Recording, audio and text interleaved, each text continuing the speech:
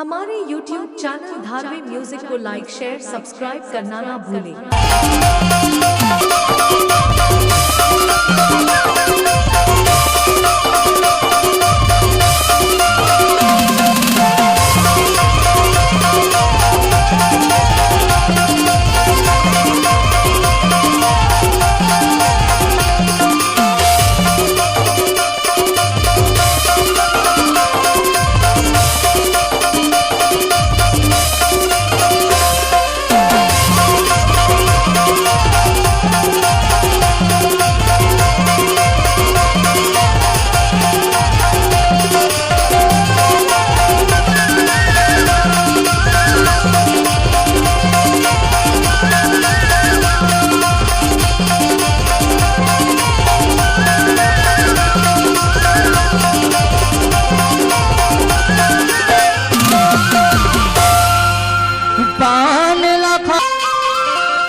दिन के दिखे सूरजमुखी गोरी रात की चंदा रानी वो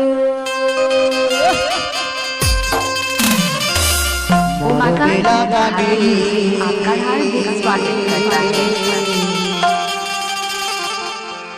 अभी डोंगर गली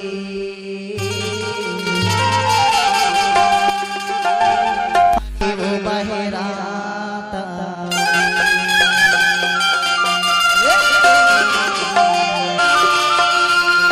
तबे तो ये गुलेर बाबू हो तोला की थे दिन के दिखे सूरजमुखी गोरी रात की चंदा रानी वो दिन के दिखे सूरजमुखी गोरी रात की चंदा रानी वो और मिला गली आमी डोगर गली तोर मोर मिला बहेरा तारी वो बहेरा तारी और मिला गली आमी डोगर गली तोर मोर मिला बहेरा तारी वो बहेरा तारी